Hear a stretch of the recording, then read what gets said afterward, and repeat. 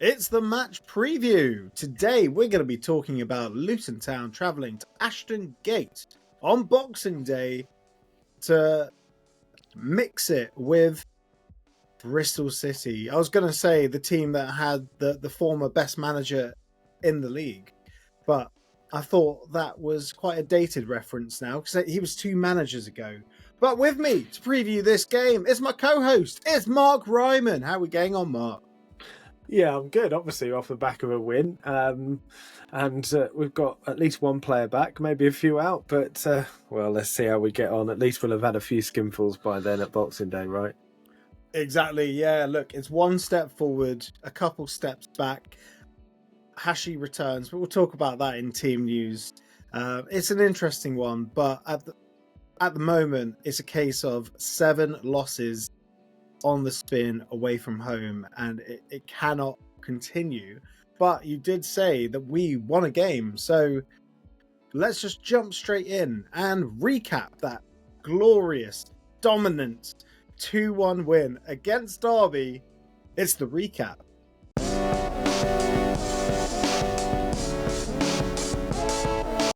So that game happened. Luton Town absolutely sucking for 88 minutes, and then blink and you miss it. What a turnaround, wasn't that? Yeah, I mean, I did think we started to get some real dominance in the first half without creating anything. Both sides absolutely determined to kick it up in the air as much as possible. And we did get it on the floor, though. We played a couple of passes. We were able to get in behind, and I thought Chong looked really effective again. That was sort of cross-come shot that was saved by the keeper in the first half, probably our only real effort of note. But as things have been recently, the sort of second half, after a good sort of couple of minutes, then dwindled down and they took control. And, maybe unlike Stoke, they were able to put a chance away and take advantage. And from then on, I just couldn't see us getting back into the game at all. I couldn't believe it. But, on comes the man, on comes the moment, right? And it all changes.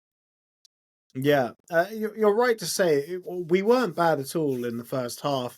It's about taking that pressure and actually making something happen out of it.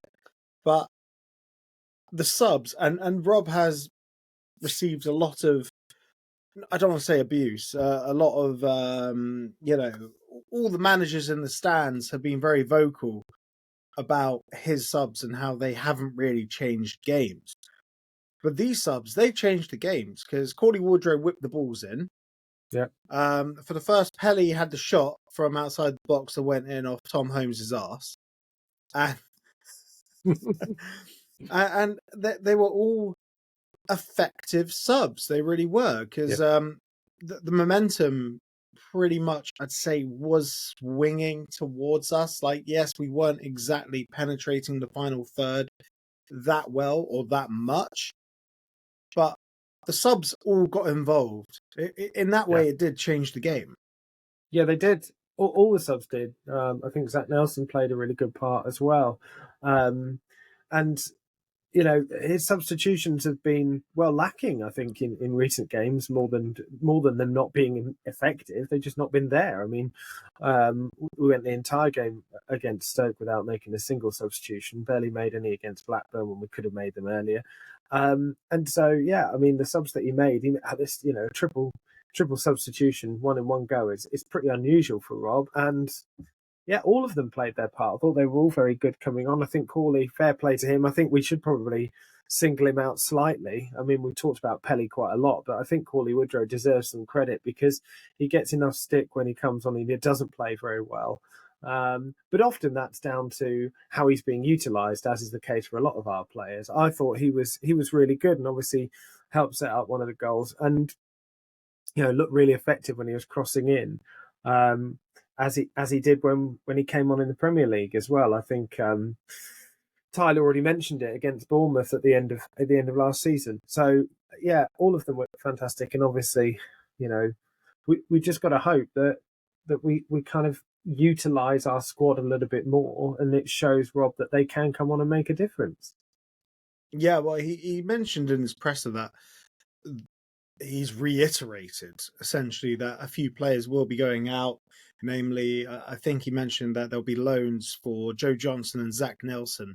The latter of which, obviously, I'm a big fan of Joe Johnson, but Zach Nelson, I feel like since he announced himself to the Luton fans with that fantastic strike against QPR, and the fact that he's come on, he's played sort of different positions. He can carry the ball really well. He has a lovely 1-2 give and go with a lot of players as well. And he came on, he did a job of right wing back as well. Personally, unless we're going to replace him with someone that is a specialist right wing back, I think it could be an error letting him go out on loan. Yeah, well, I tend to agree, but I also think that both him and JJ are victims of our formation, right? They both really, their preferable positions aren't positions that are going to suit what Rob Edwards is determined to play. We know JJ's best as a left back, and we probably Zach Nelson, you'd argue, what is a number 10.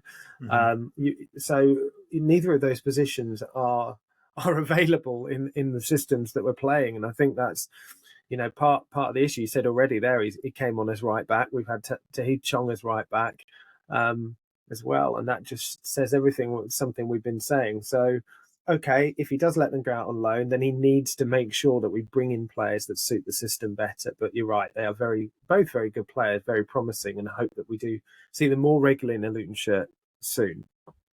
Yeah, completely agree with that. It's just a shame because back when we were growing up watching Luton, the youth conveyor belt was in full flow. Some of our fondest memories are watching some of the players that came through the youth academy. Matt Spring, Matt Taylor, Sean Evers, some fantastic players. Paul McLaren, players. There were just so many.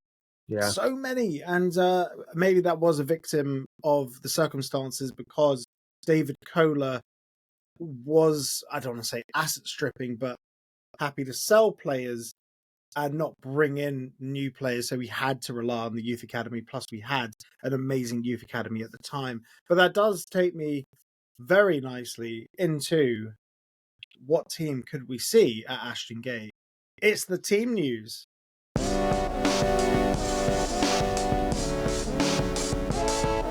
So for team news, Rob Edwards said in his pre-match that Daiki Hashioka is likely back, but there are one or two nameless players who weren't named, but they could be missing. So for this, Liam Walsh still suspended. This could be his last one? No, he's done for the whole Christmas period, isn't he? This is game 2 of his suspension. It's game 2. Yeah. Yeah. Oh, well. Alfie Doughty could be back mid-Jan. I heard in the LTST pod, I think they're targeting Preston, Amari Bell, Reece Burke, Ruel Walters, Shandon Baptiste, Ted Mengi, and Tom Lockyer. The Tom Lockyer one is just such a kick in the teeth. Yeah. I feel so bad for him. I mean, you've got to laugh, but I just feel so bad for him because he was coming back. Yeah, he was doing it, and then what did he do? Like probably trip down some stairs or something. Just it does seem to be the way. Was that Pelly that did that? I'm sure Pelly had a freak injury like that at some point. I think John Still said one of his legs was longer than the other, or something like that. He was never Stillism. Not injured under John Still as well, wasn't he? But yeah, good news about Hashioka. Sorry, just to bring it back slightly to what we're supposed to be talking about.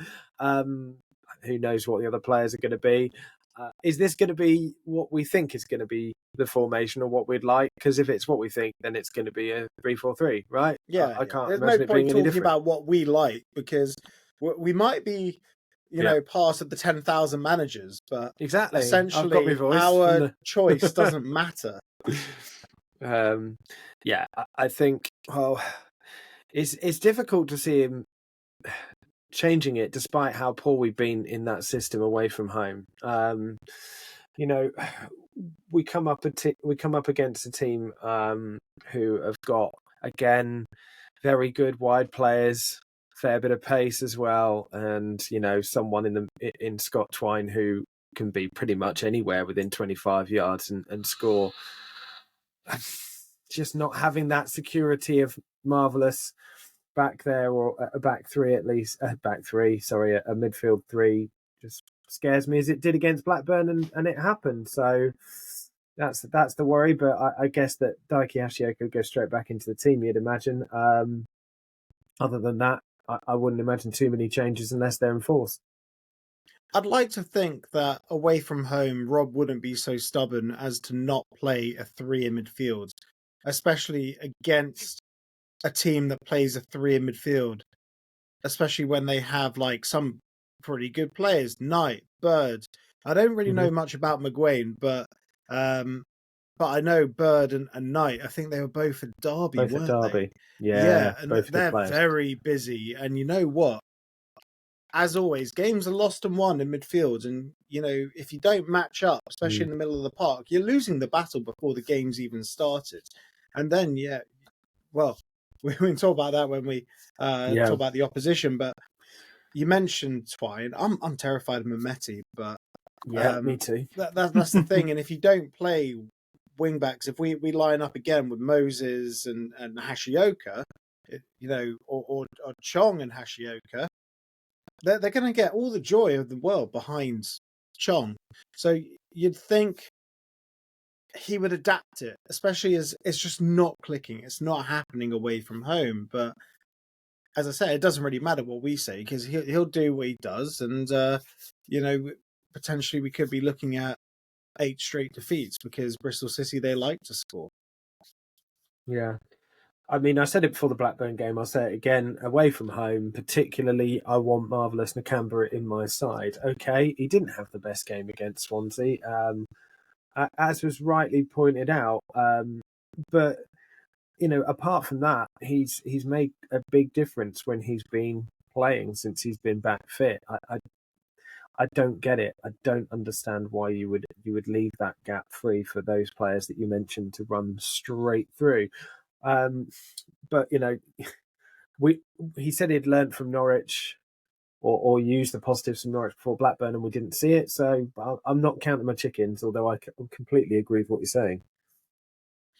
Yeah, look, there's no point even talking more about the team news because whatever will be. K Sarah, Auld Lang Syne, all that New Year, because we got New Year coming up. It doesn't really matter. I guess we'll see what happens.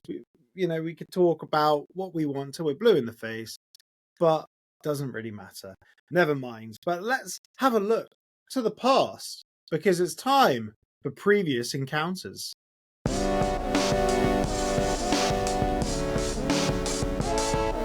As always, you need to be checking out hattersheritage.co.uk for every single meeting between Bristol City and Luton Town.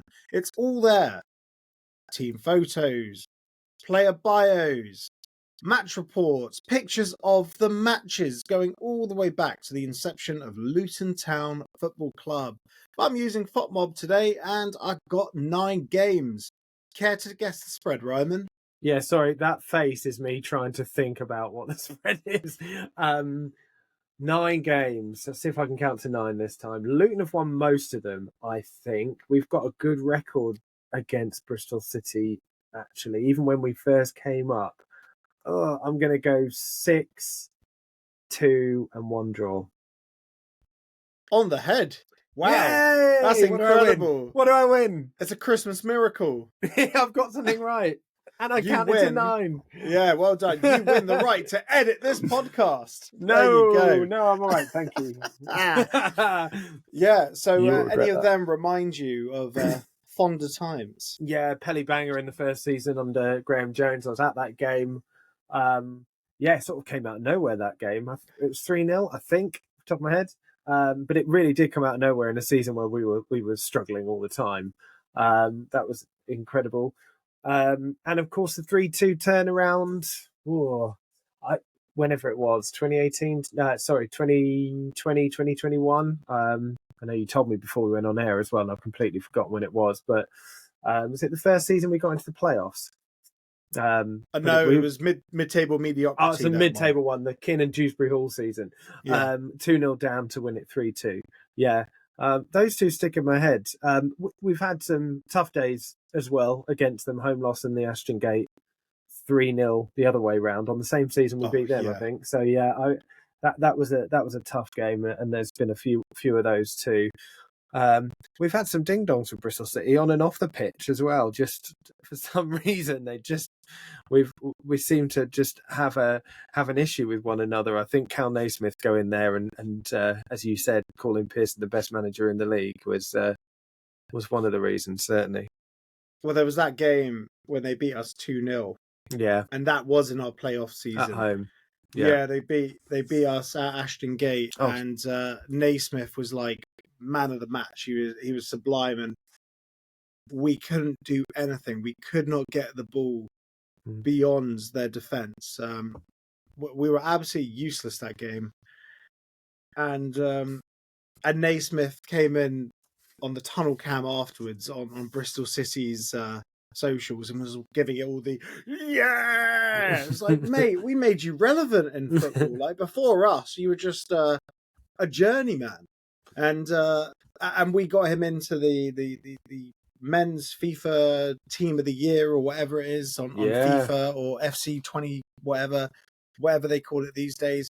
I remember that Pelly banger very well because it happened right in front of me. It was right in front of the tunnel, and I sit above the tunnel. And I was saying to the guy next to me, Rich, I was like, what is Pelly doing out there? What is he doing? And he just cuts in, just bends it like from the edge of the box. I was like, well, that shut me up.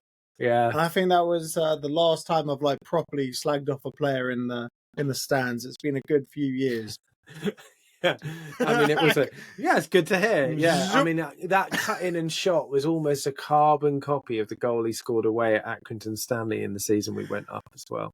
Yeah, he does that. Very simple. He does. Yes, he does, doesn't he? Take note. Ridiculous. That was such a good goal, and I think that was probably like the first and maybe only complete performance we had under Graham Jones.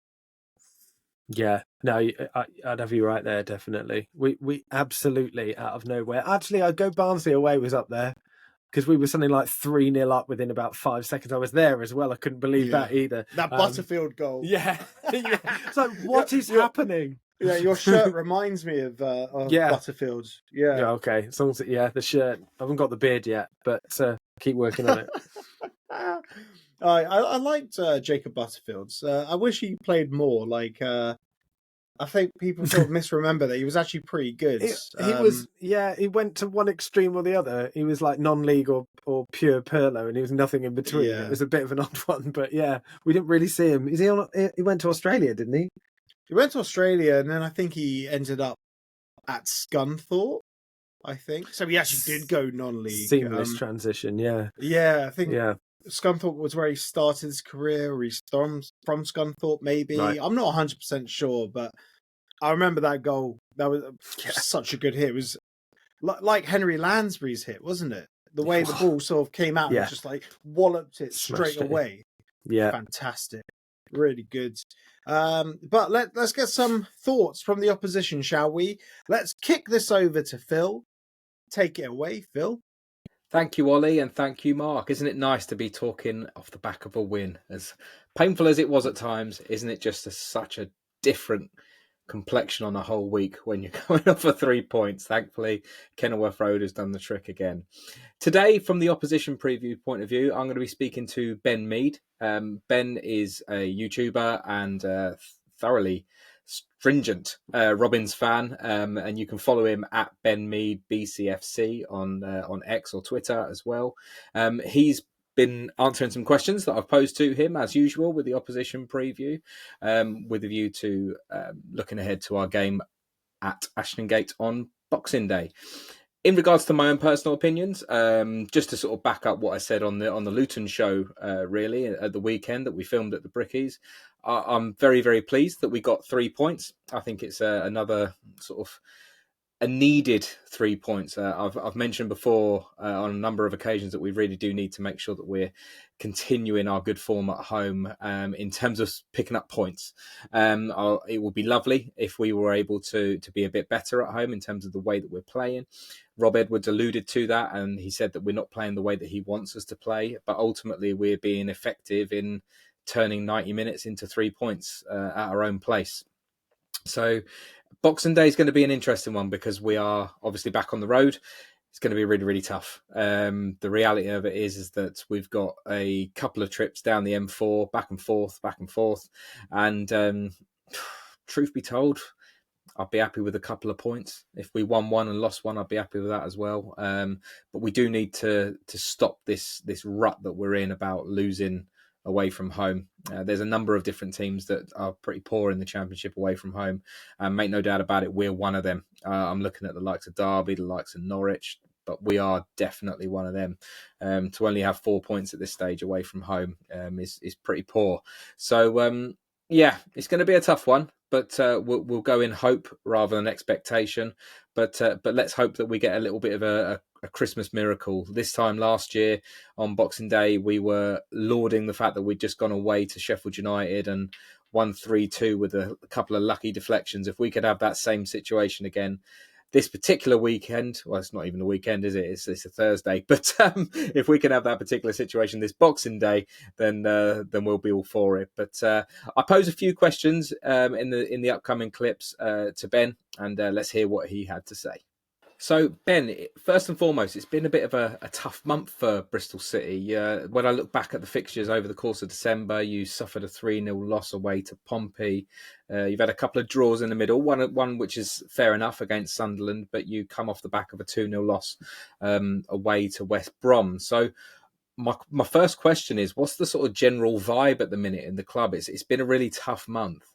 Coming off the back of 3 disappointing results, if we're being completely honest, the vibe around Ashton Gate at the moment isn't too great, if I'm honest. I mean, our away form recently has been awful, and then when we're coming back to Ashton Gate, we're playing better, but we're still not just taking any chances and not winning games. You've seen that too many times this season where we've been on top, not taking any chances, not creating enough chances when we're on top in games, and then it comes back to bite us in the ass, really. And we concede, and as soon as we concede, go 1-0 down, heads drop, and we don't really have a plan B, if that makes sense. As soon as we go 1-0 down, so we've been on top in games, and it's not like we haven't been like completely awful, but when we are on top of games, we're not doing enough to score goals and basically take advantage of being on top of the game. And like I said, that's come back to bite us multiple times so far this season.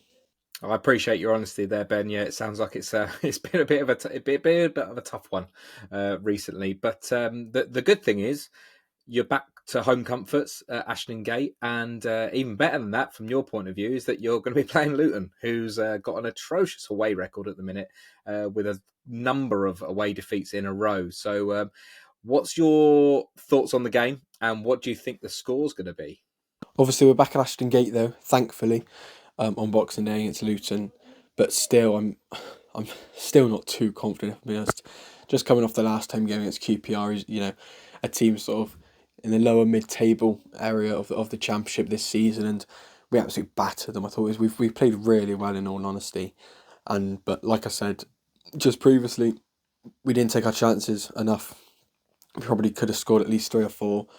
We probably should have scored at least 3 or 4. We were on top. I think we had about 70-75% possession during that game, and we went 1-0 up in early on the second half, I think, and then a silly mistake cost us. I had to go back 1-1, and then we didn't really know what to do to get back into the game. So I'm hoping we don't get a repeat of that on Boxing Day, but I also wouldn't be surprised. I think score prediction wise, as much as I don't like to say it, I think it's hard to predict a win at the moment. Because like I said, we're not playing badly. We're not, it's not like I'm predicting us to lose, or expecting us to lose, but I just don't see us doing enough to win at the same time. So I think it could be a bit of a bore draw, if I'm being honest, on Boxing Day. I'll go for a 1-1, but I'll keep the hope that after that really poor performance at West Brom on Sunday, that we'll get a response and hope to pick up 3 points. But I just don't know if I can see it. So another opposition previewer that doesn't back themselves against Luton Town, despite the fact that Luton are playing away from Kenilworth Road.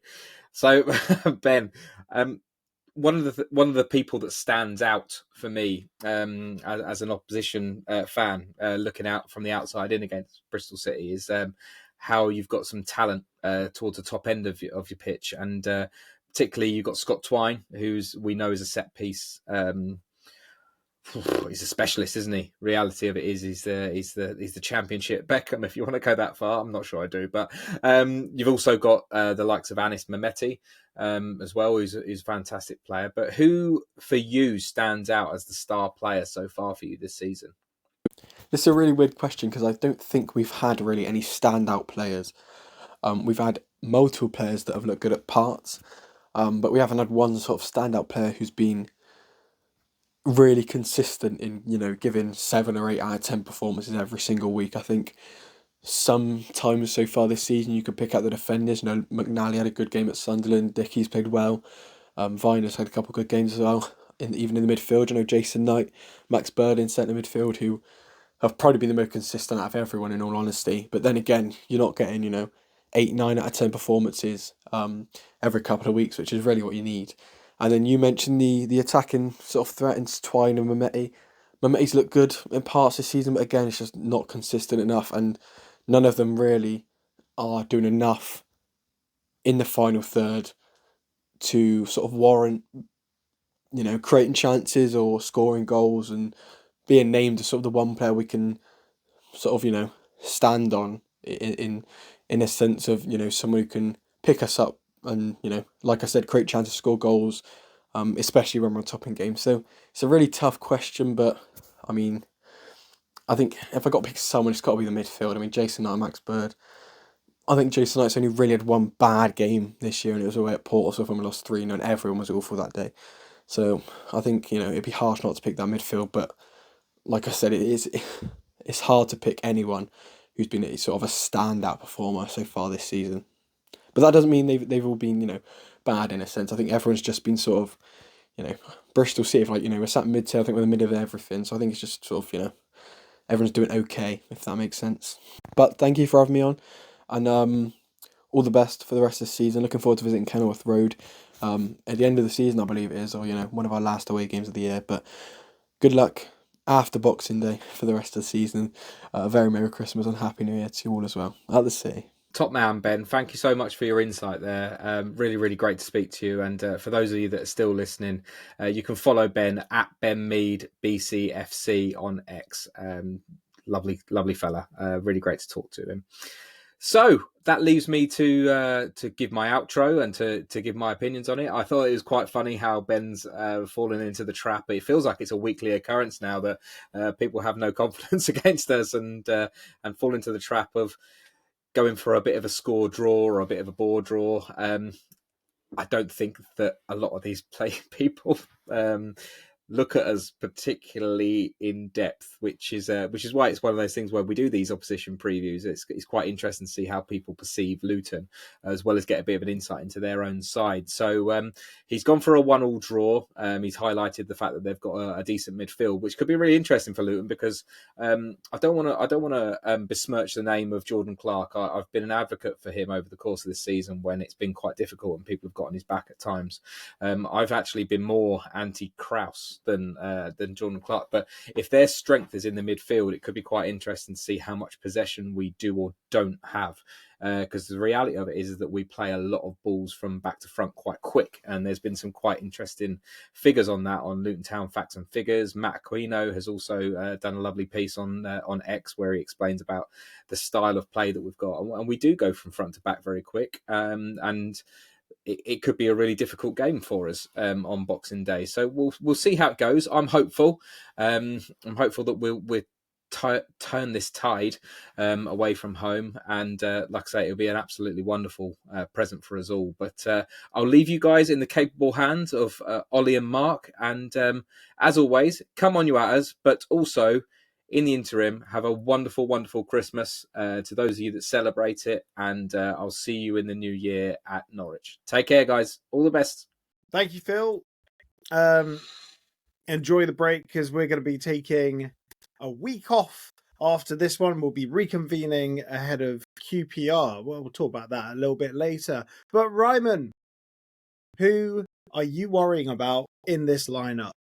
We've named most of them. Yeah, I know we have. So you said Mehmeti, me too. Mehmeti is my biggest concern. Anyone who plays out on out wide and has got some pace about them and can create as done us in all season. We can't cope. Scott Twine is someone who I think most Luton fans will be very familiar with. We were linked with him a few times. Has been. I think he's been excellent nearly every club he's been. I know he didn't pull up trees for Burnley, but he didn't really get many chances. And when he did come on in that Championship season, he showed what he was about.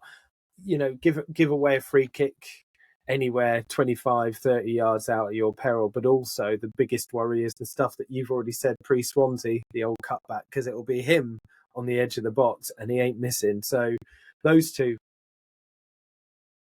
Yeah. That's a fair point. I am very worried about Twine because one thing we love to do is give space to attacking midfielders, just invite the shot, and as the players all line up in front of him, it's just like, go on, mate, bend it like Beckham. Then he's just gonna ping, just bend it into the corners.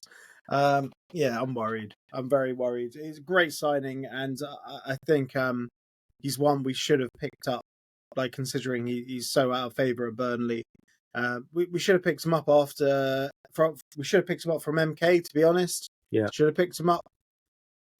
But hey, no point crying over spilt milk, right? Yeah, we were closely linked enough for him to score against us, though. So unfortunately, naturally. Right, but now it's time for some score predictions.